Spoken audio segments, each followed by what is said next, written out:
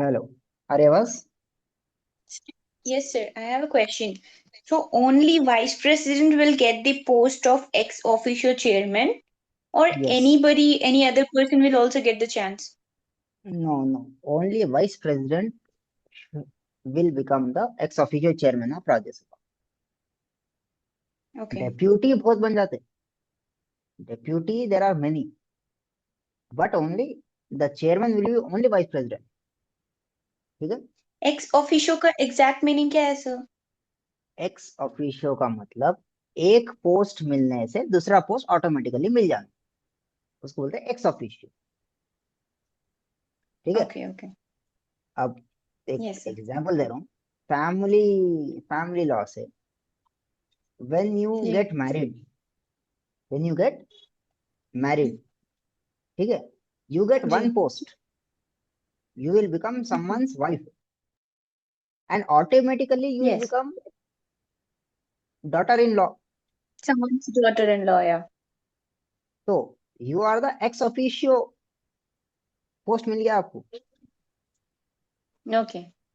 Oh, got it, sir. Automatically दूसरा post मिल जाना। समझ में आ रहा? उसको बोलते हैं एक्स ऑफिशियो। Okay, sir. क्या कोई भी डॉटर इन लॉ बन सकते? नहीं sir. तो उसका कंडीशन क्या है? I have to get married with their son, then only I'll become their daughter-in-law. Yes, so you have to become the vice president of India, then you will become the chairman of Rajya Sabha. Okay. Then okay, so we were reading the list of prime ministers. Gulzari Lal Nanda was a caretaker prime minister, not the full time, just a caretaker prime minister. So Indira Gandhi तक आए थे, कोई पढ़ रहे थे? Someone was reading. Yes, sir. Indira Gandhi, Rajiv Gandhi, Vishwanath Pratap Singh, Chandrashekhar, P V Narasimha Rao, Atal Bihari Vajpayee, H D. Deve Gowda, I K Gujral, Atal Bihari Vajpayee, doctor Manmohan Singh, Narendra Damodar Modi, Damodar Das Modi, Das Modi. So ये are the prime ministers के नाम है। ठीक। सो क्लियर है point? Done. Coming back to our question. So question क्या था अपना?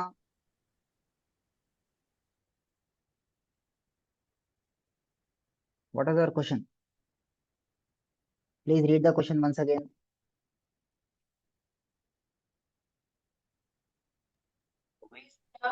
President ex officio chairman of the Rajya Sabha. कौन है? वो टाइम पे Jagdeep Dhankhar was there, but now who is the ex official chairman of Rajya Sabha? Draupadi Murmu. Ex official chairman of Rajya Sabha आप कौन है? आप वाइस प्रेसिडेंट कौन है? CP Radhakrishnan. सीपी राधाकृष्णन। अब पूरी कहानी हो गई बाद में राम लक्ष्मण कौन थे बोले तो मुश्किल हो जाता। Next next question.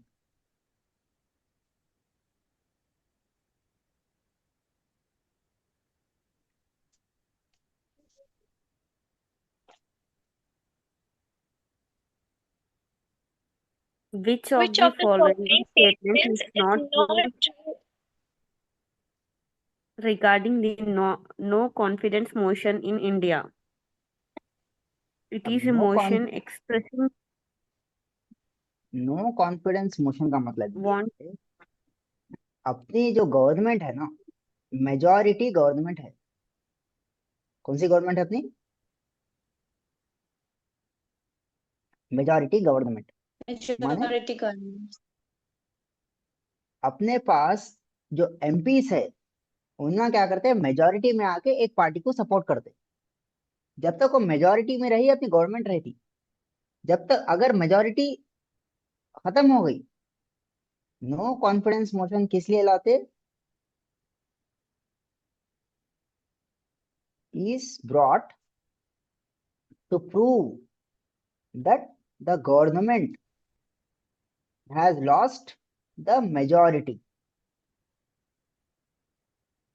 that is support from the MPs. So question क्या दिया उन्हें? नॉट ट्रू अगर नो कॉन्फिडेंस मोशन. सो क्या है not true? No confidence motion के तीन चीजें याद रख लो. लोकसभा, लोकसभा को क्या बोलते हैं? What is the official name of Lok Sabha? House of people. House of people बोलते हैं. नो कॉन्फिडेंस मोशन सिर्फ और सिर्फ लोकसभा में ही आ सकता. ठीक है. सेकंड, कितने लोग होना कम कम से कम ये इसको लाने के वास्ते.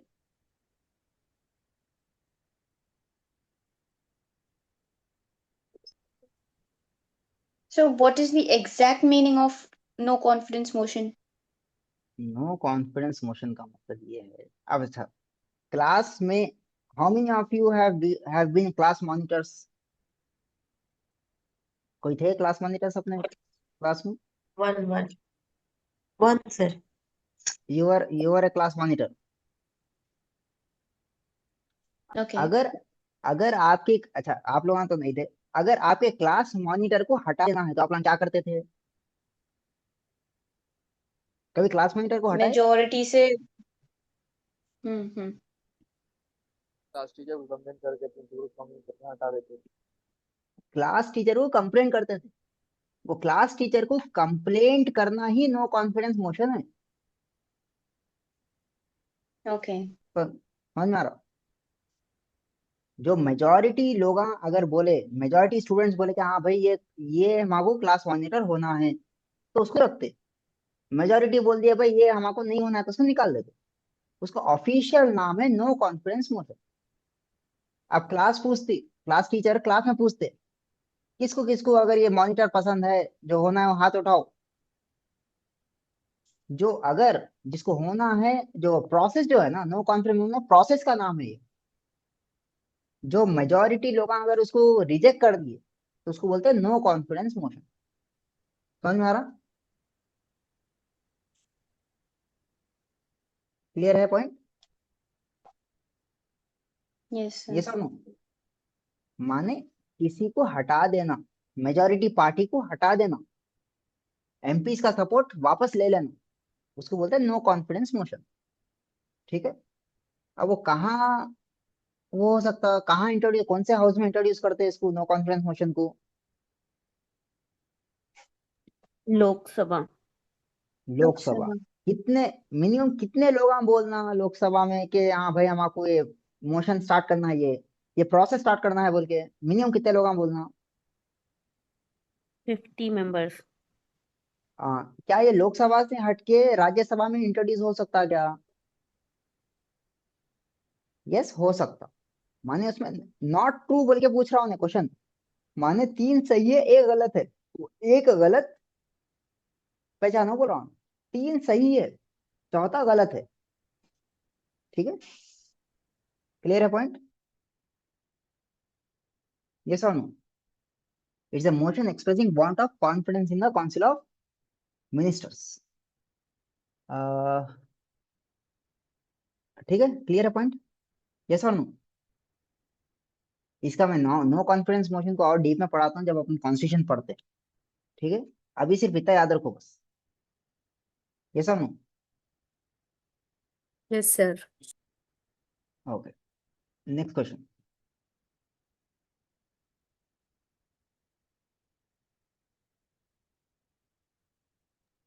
Under And which what is the provision in the BNSS zero FIR may be BNSS क्या है? पहली बार ये बोलो. भारतीय नागरिक भारतीय सुरक्षा नागरिक संहिता. सुरक्षा संहिता. बीएनएस क्या है?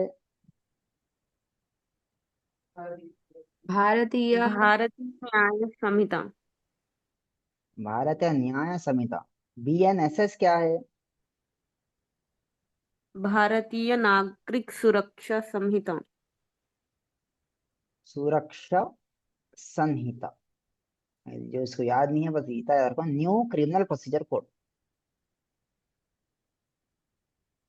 बीएनएस क्या बोलते हैं, न्यू क्रिमिनल प्रोसीजर कोड है इंडिया का। अब कौन से आर्टिकल में कौन से सेक्शन में जीरो एफआईआर बता रहा हूँ, what is zero FIR? No FIR। नहीं, जीरो एफआईआर का मतलब ये है, फॉर एग्जाम्पल एक डिस्टर्ब्ड एरिया है, ठीक है, there is one disturbed area. अब अपना कर्नाटका है कंट्री, ठीक है, we are involve in, zero FIR file करे थे हम लोग, हाँ। कर्नाटका में कुछ दंगे हुए या कुछ ऑफेंस हुआ, ठीक है, आप कर्नाटका जा सकते हैं क्या उधर? जहाँ डिस्टर्ब एरिया है तो आप क्या जा सकते हो उधर आप? नो जा सर। सकते नहीं जा सकते? नहीं जा सकते। तो आप क्या करते, अपने एरिया के पुलिस स्टेशन में जाते आप, अपने एरिया के पुलिस स्टेशन में जाके कर्नाटका की एफआईआर लिखाते। समझ में आ रहा? यस और सर। पुलिस स्टेशन वाले क्या करते, police station to police station का ट्रांसफर कर सकते। जब आप ऑफेंस की साइट पे नहीं जा सकते, वो एरिया में नहीं जा सकते, तो आप किधर भी रहने दो इंडिया में, आप अपना सबसे करीबी पुलिस स्टेशन में आप लिखा दो कंप्लेंट, वो पुलिस स्टेशन वाले उधर ट्रांसफर कर देते कंप्लेंट को, एफआईआर को। उसको बोलते हैं जीरो एफआईआर, ठीक है, समझ में आया? Yes sir. Zero FIR sir कौन से सेक्शन एग्जैक्ट में है जी? एग्जैक्ट डेफिनेशन बोलिए ना जीरो FIR का। एग्जैक्ट डेफिनेशन कुछ भी नहीं है इसमें, देखो मैं To simple, transfer the complaint from one state to another, sir. नहीं, मतलब ये है कि डिस्टर्ब एक पीएस से दूसरे पीएस को ट्रांसफर करना। असल रूल क्या है देखो, अगर जहां भी गड़बड़ हुई ना, वही एरिया के पीएस में आप एफआईआर कराना रहता, रूल के हिसाब से, Yes. ठीक है। लेकिन वो गड़बड़ हुई की जगह आपको जान का खतरा है आपको, तो आप क्या जा सकते हो उधर? नहीं। भाई आपको, you have done in offence इन सैदाबाद, आपके खिलाफ सैदाबाद में ऑफेंस हुआ, ठीक है, आप अपनी जान बचा के मलकपेट को आए, तो क्या फिर आप जा सकते हैं सैदाबाद को मेरे को एफआईआर कराना है बोल के?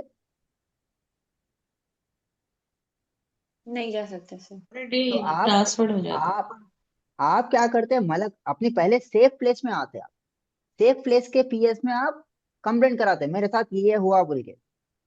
तो मलकपेट पीएस जो भी है ना, उन्हें क्या करता, जहां ऑफेंस हुआ वहां के पीएस को ट्रांसफर कर देता, माने एक सहूलत दे रहे और कुछ भी दे। तो भाई क्राइम रिपोर्ट होना इंपॉर्टेंट है, क्राइम किधर भी होने दो, बट क्राइम रिपोर्टिंग बहुत इंपॉर्टेंट है। तो जहां अगर रिपोर्ट हो गई बोले तो फिर बिजनेस क्रिमिनल लॉ संभाल लेता वो चीज, ठीक है।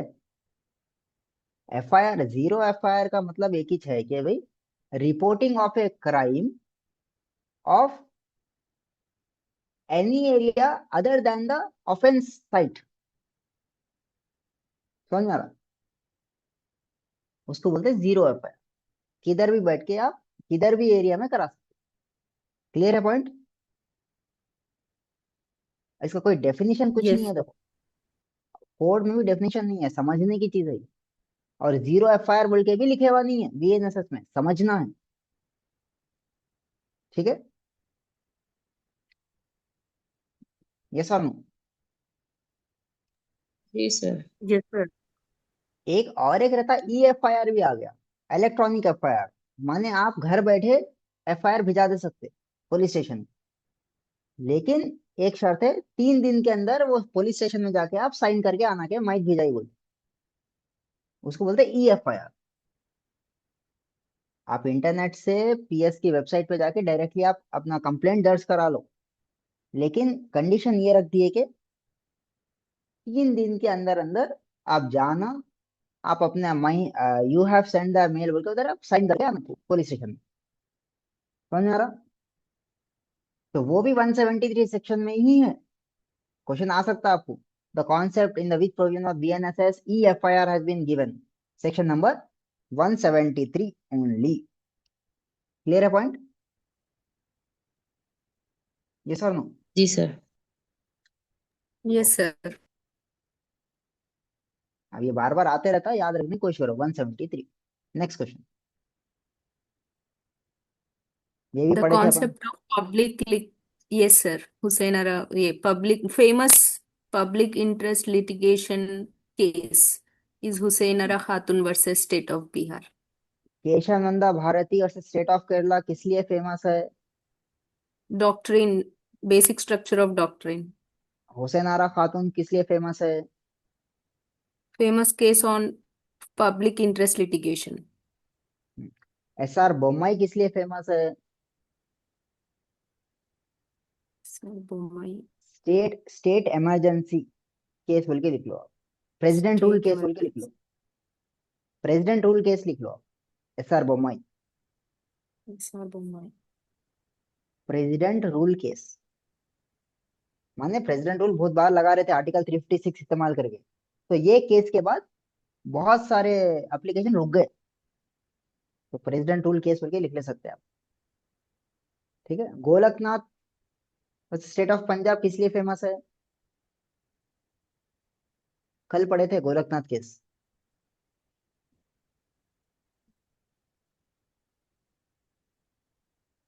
कल की नोट्स है नहीं है? Hi, sir. गोलकनाथ केस किस लिए इंपॉर्टेंट है?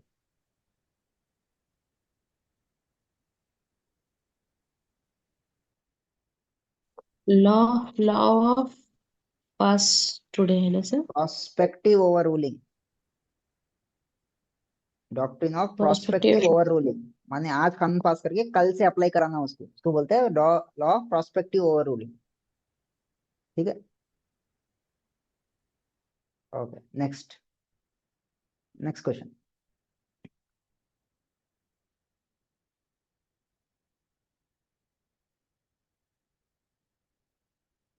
Please read the next question. Which schedule of Indian Constitution deals with the allocation of seats in Rajya Sabha? Fourth कौन सा? schedule. Fourth schedule. Seven schedule में क्या है?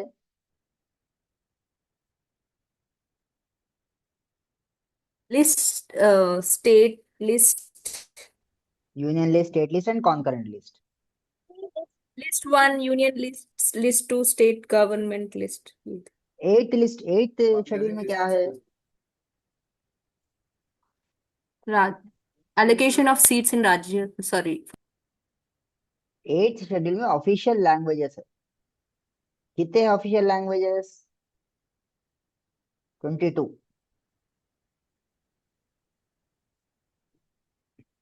तो राज्यसभा में जो सीट्स है, वो सीट्स कितने हैं, कौन से शेड्यूल में दिया हुआ है?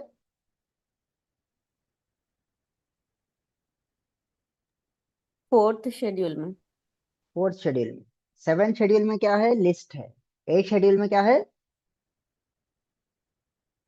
लैंग्वेजेस। कितने लैंग्वेजेस है? ऑफिशियल लैंग्वेजेस 22 22 लैंग्वेज है। ठीक है, समझ में आ गया ये? नेक्स्ट।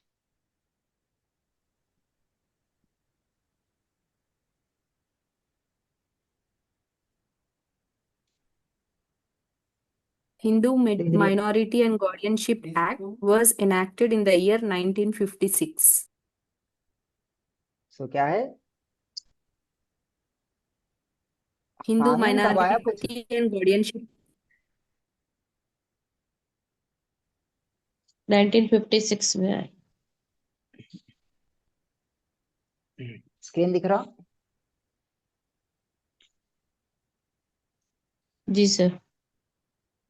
सो स्पेशल मैरिज एक्ट कब आया? 1954. हिंदू मैरिज एक्ट कब आया? 1955। Hindu adoption and maintenance act कब आया? 1956. सक्सेशन कब आया?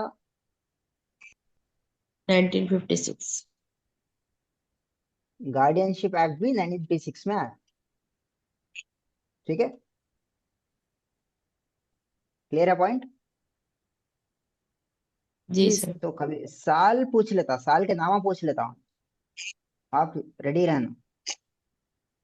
ठीक है, I have already given the list, और जो जो जिसके पास मटेरियल है ना प्लीज नोट डाउन कर लो, ये जो जो ऐड कर रहा हूँ। ठीक है, ये बस याद कर लेना रहता आपको, और कुछ भी नहीं करते बस। Next question,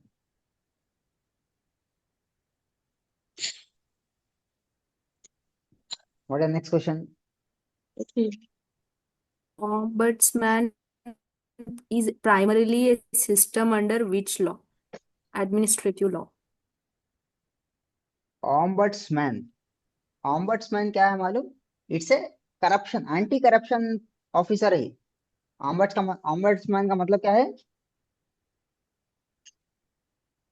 anti corruption officer बोलते हैं इसको। ये कौन से कानून का पार्ट है?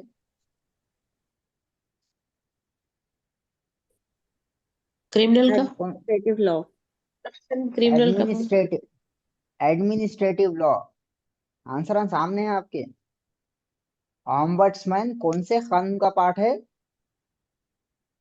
क्रिमिनल लॉ का पार्ट है। ठीक है,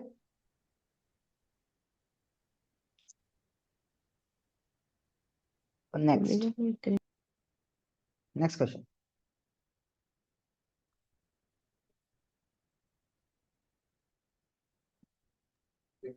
Bharatiya Nyaya Sanhita 2023 newly introduced specific provision relating to dash mob relating, lynching. Relating to mob lynching. Mob lynching किसको बोलते हैं? घेर के मार देना, भीड़ भीड़ बना के मार देना, उसे क्या बोलते हैं? Mob lynching. तो पहले जो Mob आईपीसी था, lynching. जो पहले जो इंडियन पिनल कोड था, वो उसमें मॉब लिंचिंग का कुछ भी नहीं था। तो बीएनएस में क्या है? मॉब लिंचिंग का कानून ला लिए। ठीक है, next question. Sir, what was the question? Bharatiya Nyaya Sanhita newly introduced specific was provision, introduced. माने IPC, BNS replace IPC, BNS replaced IPC. Okay. जो आईपीसी में नहीं था, वो बीएनएस में क्या नया है पूछ रहा हूं मैं, कुछ भी नहीं। तो कौन सा नया प्रोविजन लाए बीएनएस में?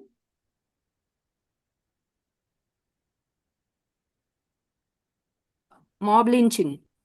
mob lynching. मॉब लिंचिंग का मतलब क्या?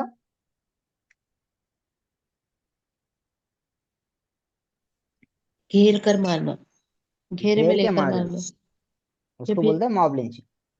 ठीक है, जान से ही मार देना, उसको बोलते हैं मॉब लिंचिंग।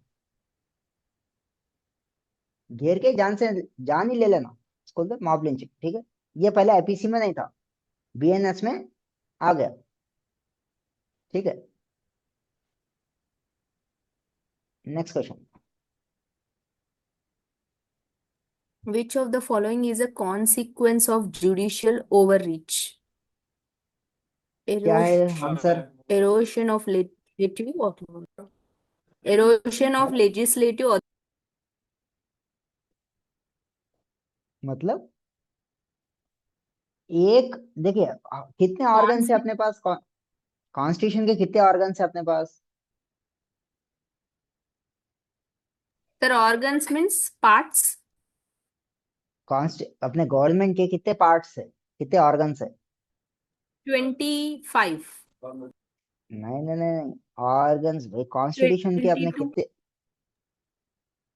क्वेश्चन नहीं समझे आप? Sorry, sir. three parts. Legislature, legislature, executive, judiciary are the three organs of our government, of the state. Three tier system. Sir, तीन हिस्से three tier system. नहीं होता, थ्री टीयर सिस्टम नहीं बोलते इसको। ऑर्गन्स ऑफ द स्टेट बोलते, constitution से हिसाब से 3 ऑर्गन्स है जो काम करता है एडमिनिस्ट्रेशन अपना। एक लेजिस्लेचर है, एक एग्जीक्यूटिव है, एक जुडिशरी है। तीनों के अलग अलग जिम्मेदारियां बता दिए। जुडिशियल ओवररीच का मतलब क्या है? जुडिशरी कानून बनाना स्टार्ट कर रही। जुडिशियल ओवररीच का मतलब क्या है? अपने पास जुडिशरी का काम क्या है? कानून को समझ के कानून समझाने का बनाना काम है सर। जुडिशरी का है। अपने पास जुडिशरी का काम क्या है? कानून समझ के कानून समझाना। बनाना। इंटरप्रिटेशन ऑफ लॉ बोलते हैं उसको। कानून बनाने का काम किसका है? Legislation Legislature. Legislature. लेजिस्लेशन का। कानून को अप्लाई करने का काम किसका है? Executive. एग्जीक्यूटिव। वो कानून सही है नहीं है वो देखभाल करने का काम किसका है? Judiciary. Judiciary. जुडिशरी। तीनों का अलग अलग काम बता दिए। अब जुडिशरी क्या कर रही? कानून बनाने का काम स्टार्ट कर दी। कानून समझ के समझाने के बजाय कानून बनाने का काम कर रही। तो किसका पावर कम हो रहा है इधर? Legislature. Legislature का. Legislature. That is the answer. Halogen of legislative authority. Halogen माने कम होना, डिलीट होना, इफेक्ट कम हो जाना। सो उसको ओवर रीच मतलब अपना काम छोड़ देकर दूसरा का काम कर लेते बैठना। और दूसरा का काम करे तो उसकी अथॉरिटी कम ही होती कैसा भी। समझ में आ रहा? It is called as judicial overreach. क्या होता जुडिशियल ओवररीच करे तो?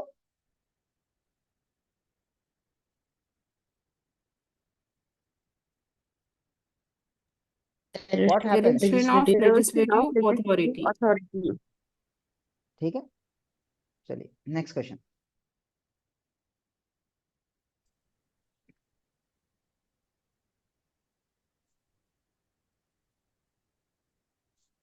क्या है क्वेश्चन, बोलिए।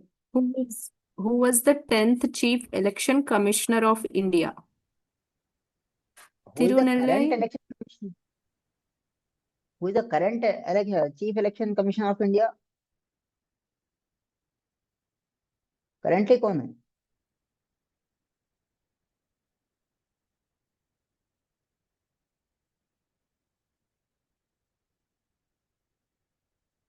Jnanish Kumar. ज्ञानेश कुमार। ठीक है।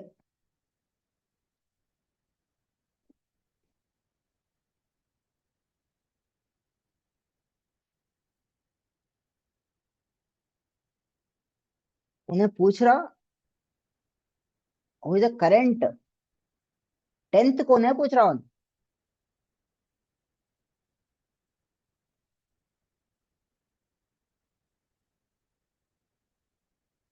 Who is the first? Tirunelveli Narayana.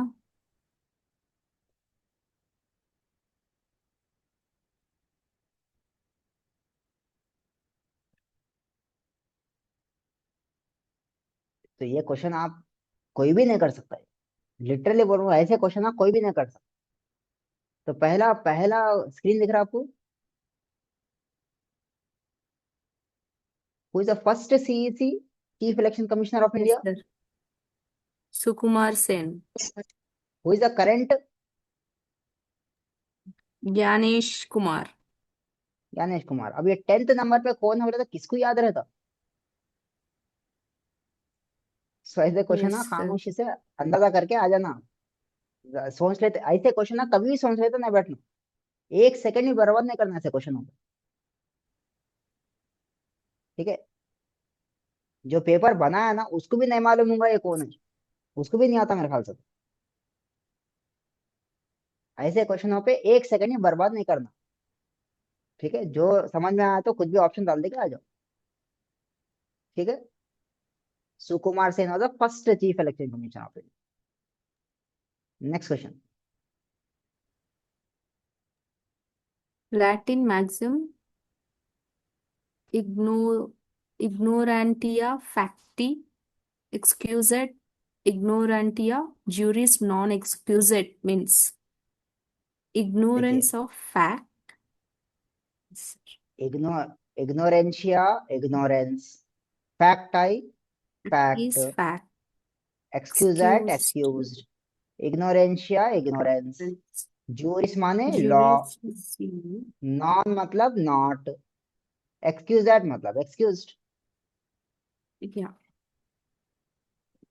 ऐसे ही करके समझ सकते हैं, समझ में आ रहा? Yes, sir. ये अंदाजे पे ही समझ सकते हैं, ज्यादा मैं नहीं समझा सकता because we don't know Latin. LLB में जब आते जब समझाता हूँ, बट अब it is beyond our scope. समझ में आ गया? Yes, So sir. ignorance of fact is excuse, but ignorance of law is not. Next question. Not excused. ये भी पढ़ा दिया आपने.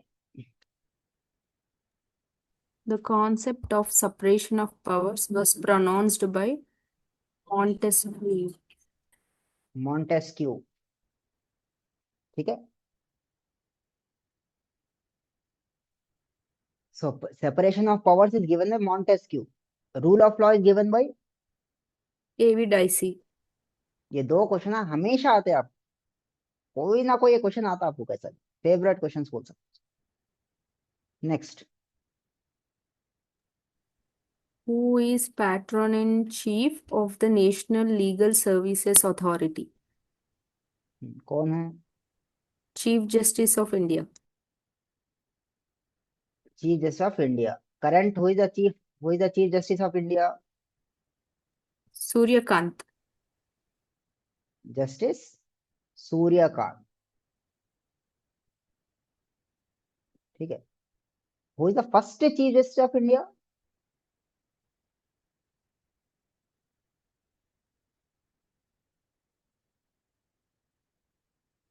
Who is the first chief justice of India? Leela. No.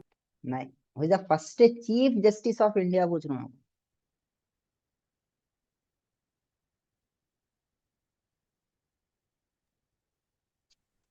Jagdeep Dhankar. Chief justice of India.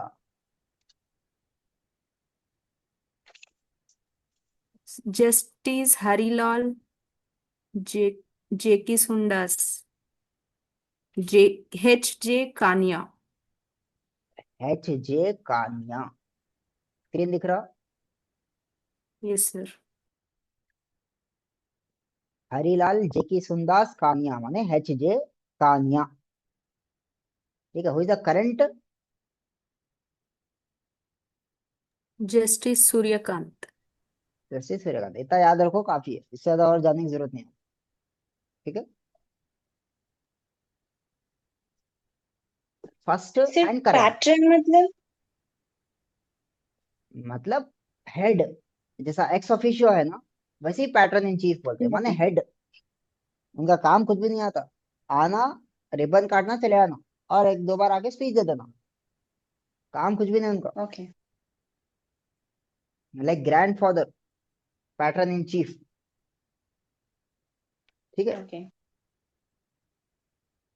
Okay. Next question.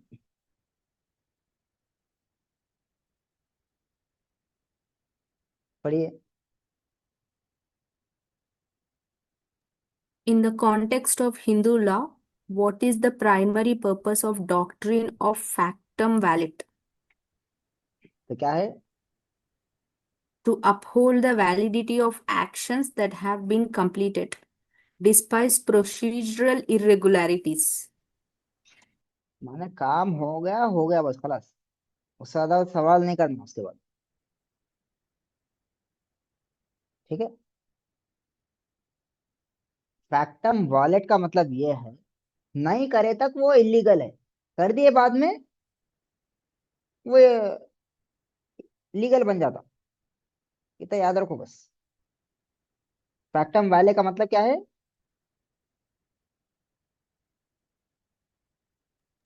To uphold the validity of actions that have been completed. Generally मैं आपको क्या समझाया अभी,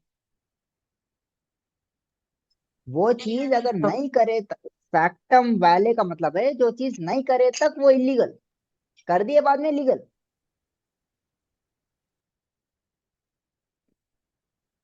ठीक है, नहीं करे तक इलीगल, वो हो कर दिए बाद में लीगल बन जाता वो चीज।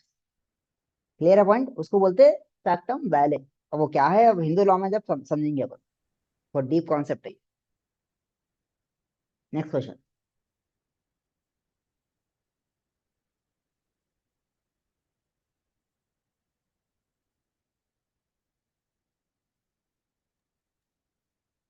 The process of redrawing electoral boundaries based on population changes is known as delimitation, delimitation. क्या बोलते हैं इसको?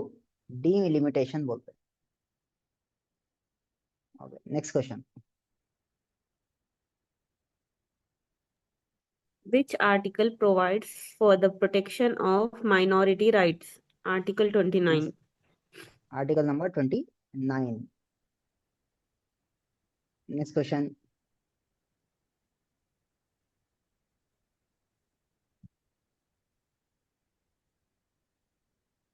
Which commission was appointed to investigate anti-Shekroids in 1984? कौन सा commission? Nanavati Commission. Nanavati commission. Next question. Who is the present chairman of Central Administrative Tribunal? कौन है? Justice Ranjit Vasant Rao More. Next question. Which amendment introduced the goods and services tax in India? कौन सा amendment है? 101. 101। Next question. The Dayabhag school of Hindu law is primarily followed in East India. Dayabhaga school, मैं ये समझा तुम्हें, पहले questions पढ़ लो। East India. Next question. The statement given by a person that can be used against him in the court of law is called as confession. माने खुद के खिलाफ गवाही दे ले रहा हूँ, इसको बोलते हैं कन्फेशन, मजिस्ट्रेट के सामने। Next question. Who is authorized to decide and disqualification case under the anti-defection law? The speaker कौन of है? chairman of respective house. Okay, last question. कल कल डिटेल में समझाता हूँ, ये लास्ट वाले क्वेश्चंस पढ़ लो बस उतने। Next, last question. Which of the following is the main objective of Right to Information Act 2005? किसी ये Promote लाए? transparency. प्रमोट ट्रांसपेरेंसी, ठीक है। Transparency. So we have completed the shift 3, 5 IDC का पेपर हो गया। कल डिटेल में समझाते हैं, ठीक है, लास्ट के 10 क्वेश्चन, ठीक है। So we are completing the class today, will meet tomorrow at 9:30 PM। Okay, sir ये पेपर के पैराग्राफ क्वेश्चंस भी डालिए ना। इंशाल्लाह कल पढ़ाते हैं, ठीक है, चलिए, नहीं सर ये पैराग्राफ के क्वेश्चंस। ठीक है, भेजाता हूँ ग्रुप में।